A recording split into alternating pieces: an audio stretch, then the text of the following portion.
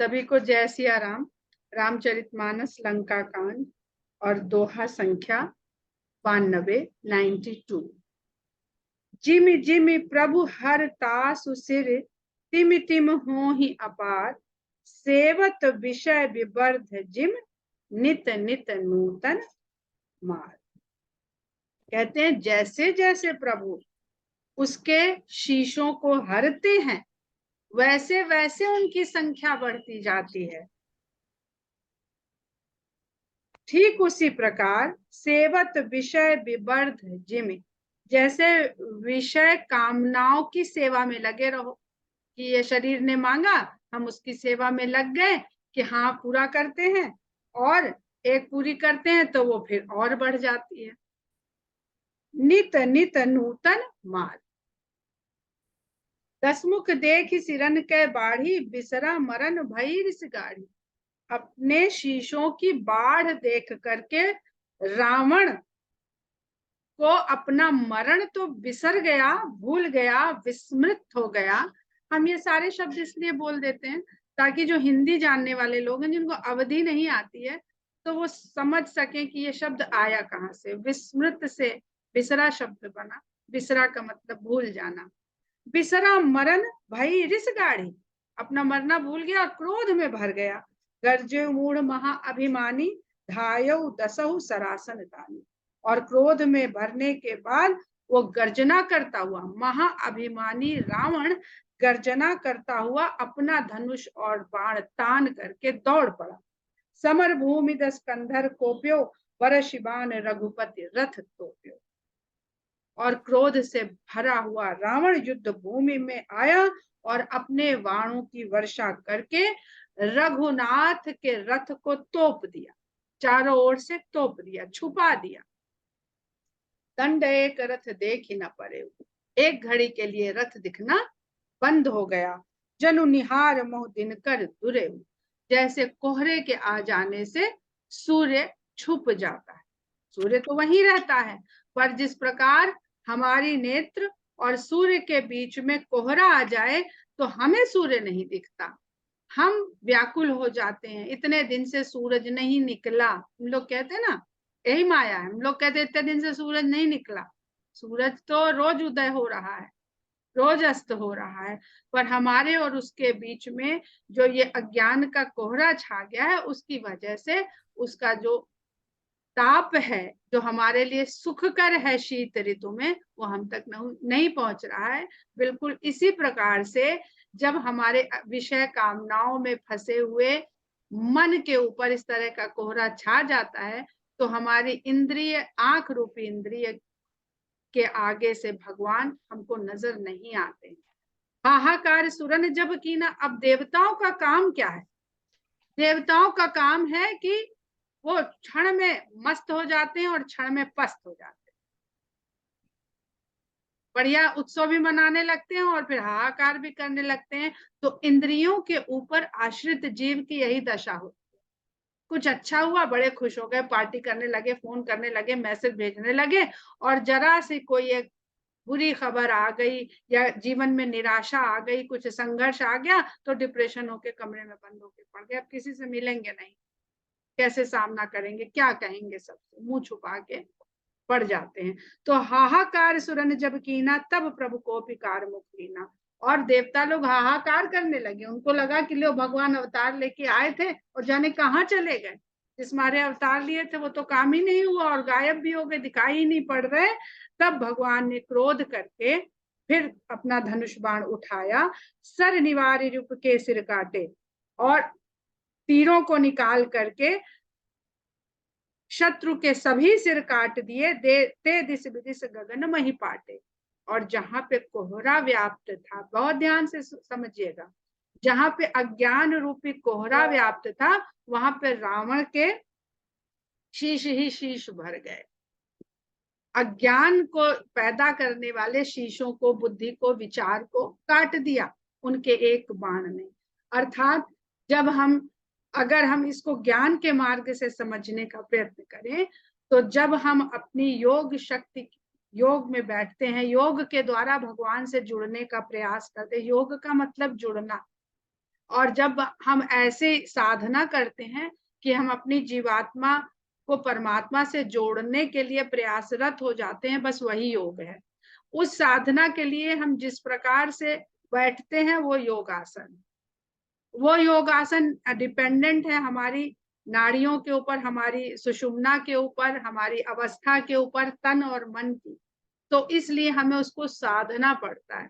तो जब हमारा मूलाधार से जो पड़ा हुआ है निष्क्रिय अवस्था में, हमारा सारा तेज, हमारी सारी ऊर्जा वो निष्क्रिय अवस्था में मूलाधार में पड़ी होती है, एकदम नीचे की ओर, उसको जागृत करके हम ले जाते हैं, ऊपर तक उठाते हैं। और जब वो सहस्त्रार चक्र तक पहुंचती है तो तीर के समान जब वहां वो जाती है तो सारे अंधकार गायब हो जाते हैं। और हमें जो कह देते हैं ना ध्यान पे बैठाने वाले लोग कि भवों के बीच में एक ज्योति की कल्पना, देखिए, अरे वो दिखे तब तो दिखे, तुम्हारे कहने से थोड़ी दिखेगी। वो जिस दिन जागृत हो जाएगी किसी कहने की जरूरत नहीं है कि देखिए, उसका प्रकाश फिर सब तरफ आपके भीतर का सारा अंधकार मिटा देता है। तो इसीलिए तुलसीदास जी लिखे हैं कि ध्यान प्रथम युग, प्रथम युग यानी सतयुग, ध्यान सतयुग की क्रिया है। सतयुग में अगर आप उस अवस्था में हैं, चारों युग हमारे इस एक जीवन में आते हैं हमारे जीवन में, तो अगर हम सतयुग की अवस्था में हैं तो हम ध्यान करें, और नहीं तो फिर हम राम का नाम कर ले। कलयुग की अवस्था में है, कलयुग में है, कलयुगी तन है, कलयुगी मन है, कलयुगी सामग्री है, साधन है, तो फिर हम राम का नाम ले। दुविधा क्या होती है, भगवान से जुड़ाव क्यों नहीं होता, भगवान मिलते क्यों नहीं है, कि हमारा सारी सामग्री सतयुग की है और हम साधन लगाने लगते हैं कलयुग की है, और हम साधन लगा अप्लाई करते हैं सतयुग का या त्रेता का या द्वापर का। तो कठिनाई यही है कि मोबाइल में सिम कोई और डाले हुए हैं और किसी और टावर के पास खड़े होकर के नेटवर्क ढूंढने का प्रयास करते हैं। तो वो कैसे होगा? तो कहते हैं हाहाकार सुरन जब कीना, तब प्रभु को पिकार मुख लीना, सर निवारे रिपु के सर काटे, ते दिस विदिस गगन मही पाटे। धरती से लेकर आकाश तक उन शीशों से पाट दिया भगवान ने। काटे सिर नभ मारग धावही, जय जय धुनि करि भय उपजावही। कटे हुए सिर नभ मार्ग में दौड़ते फिरते हैं और जय जय की जय ध्वनि करके भय पैदा करते हैं वहां पर सबके मन में। कह लक्ष्मण सुग्रीव कपीसा, कह रघुवीर कौशला। किस प्रकार का ध्वनि कर रहे हैं वो कटे हुए शीश? लक्ष्मण कहाँ है, वानर राज सुग्रीव कहाँ है, और कौशलाधीश रघुवीर कहाँ है। कह राम कह सिर निकर धाये, देखी मरकट भज चले। संधान धनु रघुवंश मणि हंसी, सरन सिर बेधे भले। सिर मालिका कर कालिका, कही वृंद वृंदनी बहु मिली। कर रुधिर सरि मज्जनु, मनहु संग्राम बट पूजन चली। राम कहाँ है, राम कहाँ है? राम कटने के बाद भी राम के लिए शत्रुता का भाव नहीं जा रहा है। ऐसा कहते हुए जब ये शीश निकल निकल करके आकाश मार्ग में भरे हुए चिल्लाते हुए दिखते हैं तो डर के मारे जो वानर है वो भाग चलते हैं वहां से। तब रघुवंश मणि, रघुवंश की मणि के समान। अब रघुवंश मणि का शब्द को आप लोग मन में जरूर बैठा रहिएगा। ये रघुवंश मणि का सारा तात्पर्य उत्तरकांड में जाके आपको बहुत सुंदरता से समझाएंगे, पर इस संबोधन को भूलिएगा नहीं। तब रघुवंश मणि राम अपने धनुष पर संधान करते हैं, हंस करके तीरों का संधान करते हैं, और जो शीश ये ढूंढते फिर रहे हैं इन सब शीशों को फेद देते हैं। वो तीरों में गुथ जाते हैं सारे शीश। सिर मालिका कर कालिका, गही वृंद वृंदनी बहुमती। और जो कालिकाएं हैं वो झुंड के झुंड आ जाती हैं और शीशों से बनी हुई ये मालाएं लेकर के झुंड के झुंड मिल करके वहां पर मस्ती करने लगती हैं, नाचने लगती हैं, प्रसन्न होने लगती हैं। करी रुधिर सरि मज्जनु, ऐसा लगता है कि ये कालिकाएं जो हैं, जिनको बहुत तरह से कहा जाता है, जो नेगेटिव शक्तियां हैं, जो रक्त शव, यही इनकी भूख और प्यास होती है, अर्थात जिनको हिंसा देखने में आनंद आता है। बहुत होते हैं ना, फिल्म देखने जाते हैं, दो तरह के दर्शक होते हैं। एक जिनको वायलेंस देखना पसंद है और एक कहते हैं भाई इतना वायलेंस है हम नहीं देख सकते। वही हाल OTT पे भी चल रहा है, वही उसमें ऊपर लिखा रहता है वायलेंस, किस कैटेगरी का ये सीरीज है ऊपर लिख देते हैं उसमें, लैंग्वेज वायलेंस फलाना ढिमकाना, तो लोग देखते हैं।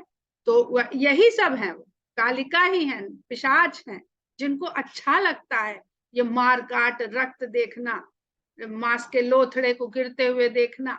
तो कहते हैं कि कालिकाओं के झुंड ये शीशों की मालाएं लेकर के ऐसा रक्त में डूबी हुई हैं, और रक्त की किस प्रकार नदी बह रही है, जिसमें रक्त भी है, मज्जा भी है, रेत भी है, वो पहले ही तुलसीदास जी युद्ध का वर्णन कर चुके हैं कि उस रक्त की नदी में मानो स्नान कर करके अब वो युद्ध रूपी वट वृक्ष की पूजा करने को जा रहे।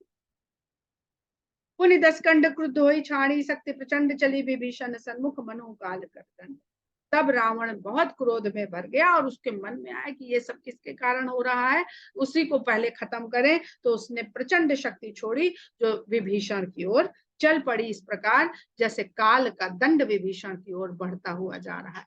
काल का दंड अर्थात साक्षात मृत्यु के रूप में वह शक्ति विभीषण की ओर बढ़ चली। आवत देखी शक्ति अति घोरा, प्रणता रति भंजन परमोरा, तुरंत विभीषण पाछे मेला, सन्मुख राम सहु सोई से। जब भगवान राम ने इस प्रचंड शक्ति को आते हुए देखा और ये जान लिया कि जो मेरे शरण में आया है उसकी रक्षा करना मेरा प्रण है, उसके कष्ट का भंजन करना मेरा प्रण है, तो उन्होंने तुरंत विभीषण को अपने पीछे कर लिया और सामने होकर के रावण के द्वारा फेंकी गई ये प्रचंड शक्ति को उन्होंने अपने ऊपर झेल लिया, ले लिया। लाग शक्ति मूर्छा कछु भई, लाग शक्ति मूर्छा कछु भई, प्रभु कृत खेल सुरन बिकलई, देख विभीषण प्रभु श्रम पायो, गही कर गदा क्रुद्ध हुई धायो। भगवान ने जब वो शक्ति अपने ऊपर झेली तो उनको तनिक मूर्छा आ गई, प्रभु कृत खेल सुरन बिकलई। भगवान की तो ये मात्र लीला ही थी, लेकिन इसको देख करके देवता फिर व्याकुल। अब यहाँ पर बहुत सारी चीजें हैं कि विभीषण की रक्षा करने का क्या तात्पर्य है, भगवान के मूर्छित हो जाने का क्या तात्पर्य है। ऐसे ही विभीषण ने राम का साथ नहीं दिया है, अभी विभीषण के मन में कहीं कुछ विश्वास में कमी है। उस विश्वास को कैसे भगवान पैदा करें, कैसे देखें, क्योंकि पहले भी उसने कहा कि भाई समुद्र से आसरा मांग लीजिए। तो जैसा व्यक्ति होता है वो वैसी ही सलाह देता है। यहाँ पर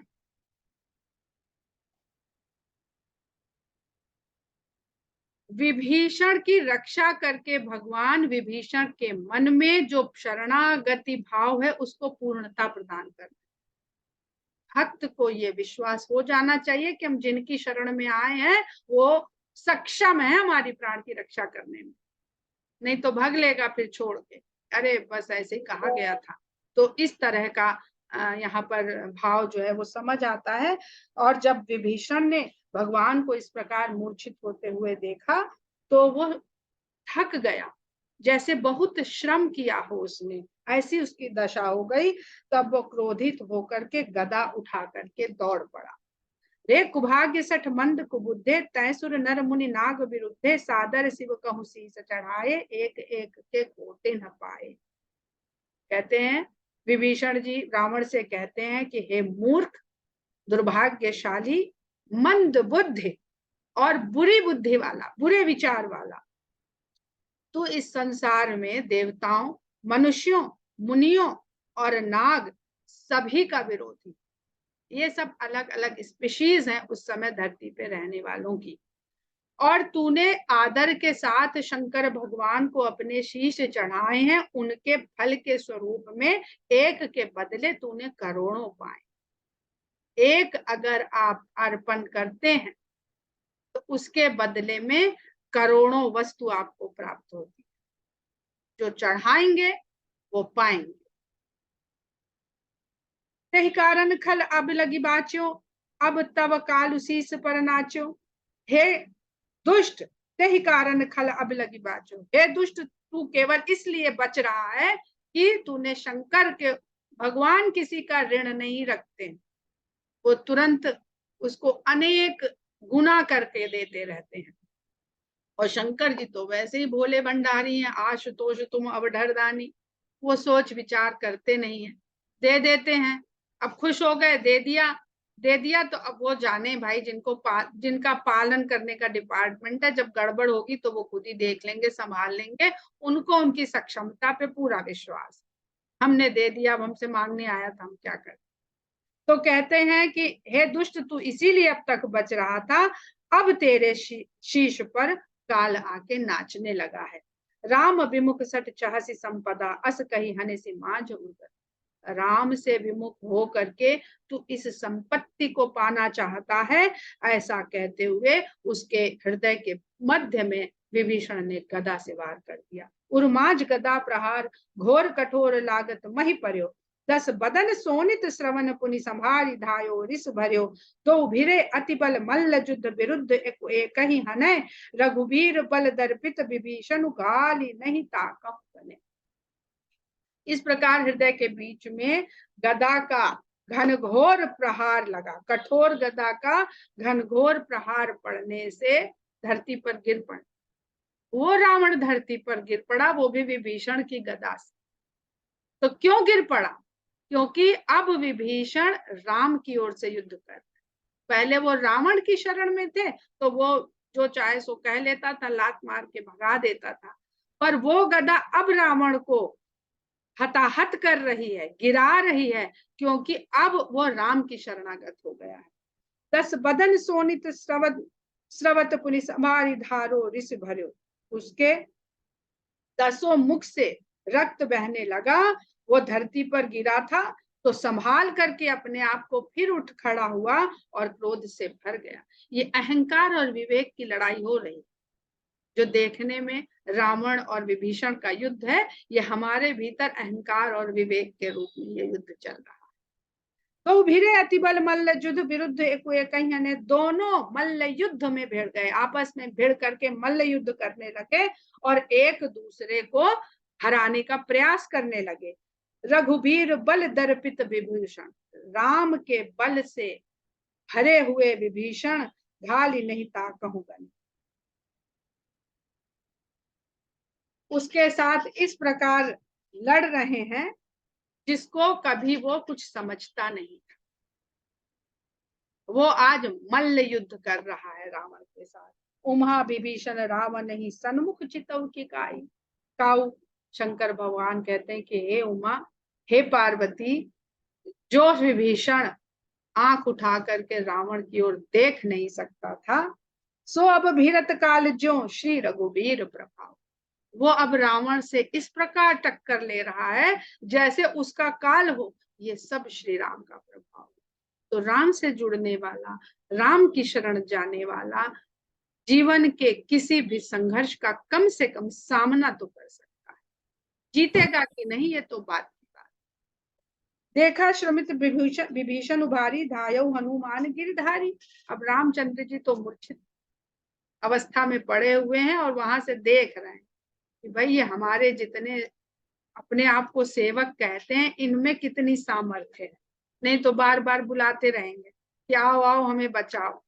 तो इतना इनका हमने आत्मबल, इतनी काउंसलिंग करी है, इतना इनको अपने साथ, इनके साथ हो करके इनको दिखाया है, तो देखें भी तो कि इनमें कितनी सामर्थ्य आई और कितनी एकजुटता आई कि फिर बाद में लड़ने लगेंगे, ये मेरे भगवान, ये तेरे भगवान, और एक ही दूसरे को इसी बात पे मार काट डालेंगे। रावण से तो बाद में लड़ने का मौका आएगा। तो देखा श्रमित, जब विभीषण जी को इस प्रकार लड़ते हुए और थकते हुए देखा, तो हनुमान जी बड़ा सा पर्वत उठा करके दौड़ पड़े। रथ तुरंग सारथी निपाता, हृदय माचते मारे सिलाता। और उस पर्वत को फेंक करके उनके रथ, घोड़े और सारथी को गिरा दिया और रावण के हृदय के बीच में लात मार दी। ठाड़ रहा अति कंपित गाता, गयो विभीषण जहाँ जन त्राता। रावण पर जब हनुमान जी की लात का प्रहार पड़ा तो वो कांपने लगा, और तब विभीषण सबके रक्षा करने वाले, अपने सभी जनों की रक्षा करने वाले राम के पास चले गए। थक गए थे तो उनको वहां से रिप्लेस किया और हनुमान जी ने मोर्चा संभाल लिया। उन्हीं रावण कपि हते उपचारी, चले गगन कपि पूंछ पसारी। पुनि रावण कपि हत्य उपचारी। रावण ने फिर हनुमान को ललकारा, तुमने बदल लिया है, मैं अकेला ही, बदलते रहो योद्धा, मैं अकेला ही डट के सामना करूंगा। और जब रावण ने हनुमान जी को ललकारा तो चले गगन कपि पूछ पसारी, और ललकार के उनके ऊपर प्रहार किया तो हनुमान जी पूछ को उठा करके गगन की ओर चल पड़े। घस पूछ कपि सहित उड़ाना, पुनि फिर बिरे प्रबल हनुमाना। उसने पीछे से हनुमान जी की पूछ पकड़ ली और उनके साथ में उड़ गया, और जाकर के दोनों ऊपर जाकर के फिर पुनि फिर भिड़े प्रबल हनुमाना, दोनों एक दूसरे से भिड़ गए। लरत आकाश जुगल समझोधा। जैसे ही ज्ञान की चरम अवस्था में व्यक्ति पहुंचने लगता है तो उस ज्ञान की पूछ पकड़ के अहंकार धीरे धीरे वहीं पहुंच जाता है जिस चरम अवस्था को वो जीव प्राप्त करने के बिल्कुल पास है कि अब पाया, अब पाया, अब पाया। बस अहंकार आके वहां पर अपना कब्जा जमाने की कोशिश करता है, और वह व्यक्ति जो ज्ञान के द्वारा सब चीजों से मुक्त हो सकने वाला है, हनुमान जी अगर साथ में है तभी संभव है कि वो दासत्व भाव, सेवक का भाव। लेकिन अगर हनुमान जी साथ में नहीं है तो फिर वो अहंकार जो है वहां कब्जा जमा लेता है, और वह व्यक्ति अपने को परम विद्वान विज्ञानी समझ के कहने लगता है कि अरे कोई नहीं है, ये कोई भगवान भगवान नहीं है, मैं ही भगवान हूँ, मुझे। ये तो रावण का भाव है। एक जीव से दूसरे जीव को पूजा जाना, तो जो पुजवा रहा है, जो वहां तक पहुंच गया है, ईश्वर के समीप दर्शन भी हो गया है, तो उसमें दीनता का भाव आ जाएगा। सीधा चेक करने का कि अगर दीनता का भाव है तभी वो ईश्वर के नजदीक है, अन्यथा वो कहीं भीतर ही भीतर रावण होता जा रहा है। लड़त आकाश जुगल समझोधा, एक ही एक हनत कर क्रोधा। आकाश में दोनों योद्धा जो बराबर के योद्धा लग रहे हैं, युद्ध कर रहे हैं, वो एक ही एक हनत कर क्रोधा। भक्ति और अहंकार बराबर से इस संसार में रहेंगे।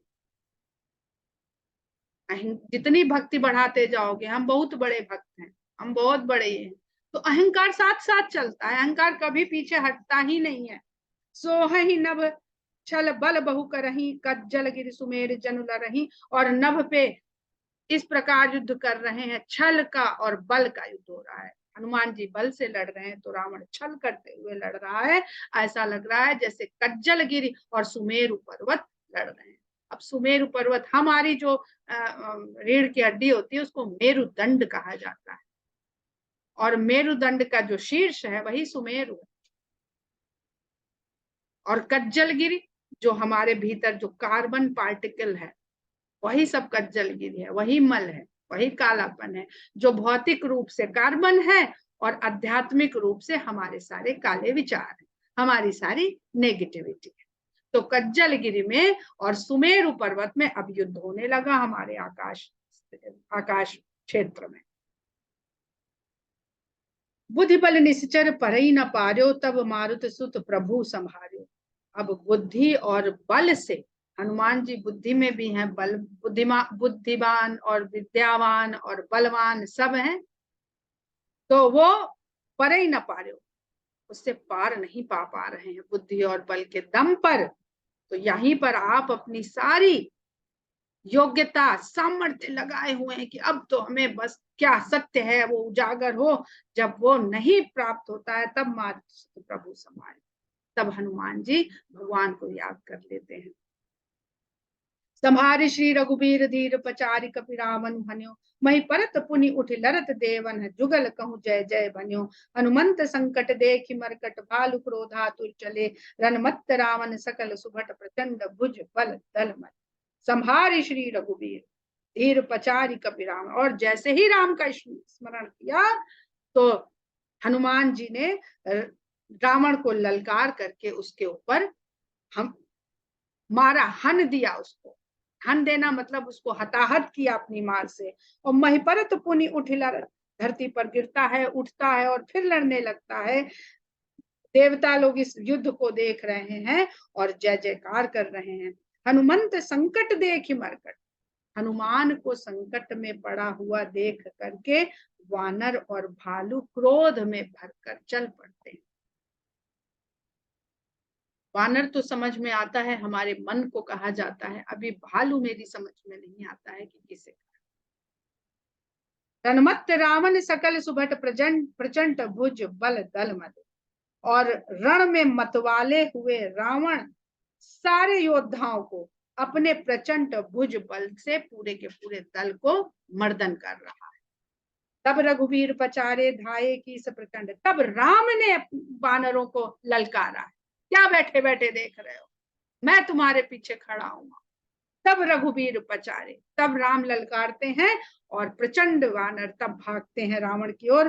कपि बल प्रबल देखते ही कीन प्रकट पाखंड। और वानरों को जब पूरे बल के साथ, पूरे आत्मविश्वास के साथ रावण अपनी ओर आता देखता है, तब वो पाखंड प्रकट कर देता है। अंतर्धान भयो शने का पुण्य प्रकटे कल रूप का। अगले ही क्षण वो वहां से गायब हो जाता है और तुरंत प्रकट हो जाता है और अनेक रूपों में प्रकट हो जाता है। रघुपति कटक भालू कपि जेते, जहाँ तह प्रकट दसानन तेते। जहां जहां भी राम के वानर और भालुओं की सेना, जहां भी सेना में वानर और भालू पाता है रावण, उतने ही रूप प्रकट करके उतने ही वानर और भालुओं के साथ प्रकट हो जाता है। जैसे अगर भगवान सर्वव्यापी है तो मनुष्य के लिए अहंकार भी सर्वव्यापी है। जहां जहां जितने जितने मनुष्य हैं, सबके मन में ये अहंकार अपना कब्जा जमाए रहता है, प्रकट रहता है। देखिए कपिन अमित दस सीसा, जहता भजे भालू और कीसा।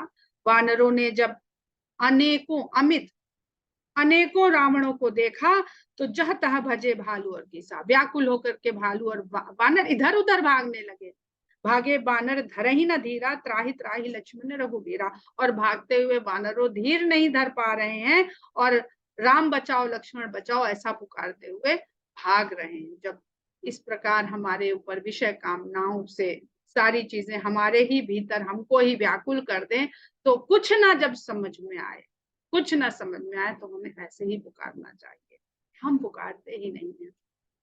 द्रौपदी जी की कथा है ना कि द्रौपदी का जब चीर हरण हो रहा था तो उन्होंने पुकारना शुरू किया, हे देवकी नंदन बचाओ, हे द्वारिकाधीश बचाओ, हे द्वारिकाधीश बचाओ, हे द्वारिकाधीश बचाओ।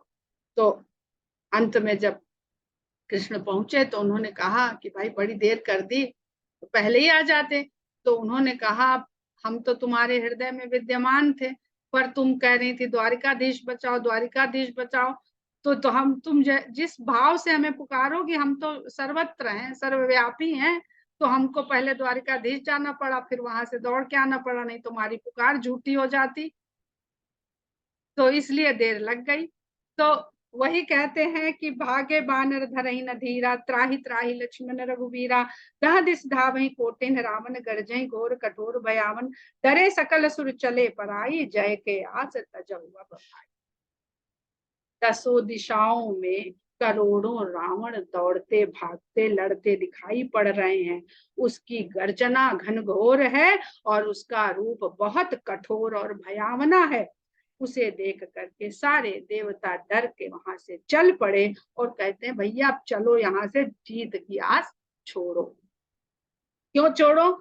सब सुर जिते एक दस कंधर, अब बहु भये तकहु गिरिकंदर। एक रावण ने तो सारे देवताओं को जीत रखा था, अब ये बहुत सारे हो गए हैं, तो अब हमारी कहाँ कोई बिसात, चलो कोई गिरिकंदरा खोज के चले। संसार में रहने से अगर भगवान से जुड़ना कठिन है, इसीलिए सन्यासी लोग गिरिकंदरा में जाकर के निवास कर देते हैं कि यहाँ पर शायद हम विषय कामनाओं से बचे रह सके। तो कहते हैं चलो अब गिरिकंदराओं में अपनी शरण ले, शायद वहीं पे हमें आश्रय मिले, वहीं बचा पाए अपने आप को। रहे बिरंज शंभु मुनि ज्ञानी, जिन जिन प्रभु महिमा कछु जानी। वहां पर ब्रह्मा शंकर और अनेक मुनि और ज्ञानी भी उपस्थित थे, जो भगवान की महिमा को थोड़ा थोड़ा जाना प्रताप ते रहे निर्भय, कपिन रिपुमाने पुरे। चल बिचल मरकट भालु सकल कृपाल, पाहि भयातुरे। हनुमंत अंगद नील नल अति बल, लरत रन बाकुरे। मरदहि दसानन कोट, कोटिन कपट भू भट अंकुरे। जो भगवान के प्रताप को जानते थे वो तो निर्भय रहे, बाकी के वानर वहां से लौट पड़े और चले बिचल मरकट भालू सकल विचार। सब वानर और भालू जो इसमें व्याप्त हो गए रावण की माया में, उसके पाखंड में, वो भयभीत होकर के भगवान की शरण को पुकारने लगे। केवल हनुमान, अंगद, नील, नल ऐसे ही अति बलशाली रण में बांकुरों के समान डटे रहे। इनके विश्वास को, इनकी आस्था को ये सब कुछ भी डिगा नहीं पाया। मर्दहि दसानन कोटि कोटिन कपट भूभटा, और मर्दहि दसानन कोटि कोटि, नील नल और नील लड़ते हैं और कपट रूपी ये जो रावण करोड़ उपजे हुए दिख रहे हैं, उनका मर्दन करते रहते हैं। जो कामनाएं हैं, विषय हैं, जो अहंकार के माया का परिवार है, जो हमें अपने चपेट में ले लेता है, ये सब झूठ मूठ का होता है। तो जो भीतर की सत्यता होती है, सत्यता का बल होता है, भक्ति होती है, विश्वास होती है, वो इन सब के साथ लड़ लेता है। सुर बानर देखे विकल हंस्यो को सदा। देवता और वानरों को जब भगवान ने देखा व्याकुल होकर के, तो हंस पड़े। सज सारंग एक सर हते सकल दस। कहते हैं कि हमारी एक तो दुनिया ये माया की, माया से रची गई है, यहाँ कुछ भी सच नहीं है, और इस माया की नगरी में भी इसने और एक झूठ फैला दिया है। तो झूठ, झूठी दुनिया में एक झूठी दुनिया चल रही। सज सारंग एक सर, अपना उन्होंने सारंग धनुष उठाया और एक ही बाण में उन्होंने सारे रावणों को मार दिया, जो नकली थे, जो पाखंड से, उसकी मायावी शक्ति से बनाए गए थे। प्रभु छन महु माया सब काटी, क्षण भर में भगवान ने सारी माया काट दी। जिम रवि उए जाहि तम फाटी, जैसे रवि की एक किरण के आते हुए अंधकार हट जाता है। रावण एक को देख सुरहर से, अब देवताओं ने देखा अच्छा अच्छा अच्छा, ये जो सारे दिख रहे थे तो झूठ मूठ था, रावण तो एक ही है। ये देख करके देवता फिर हर्षित हो गए।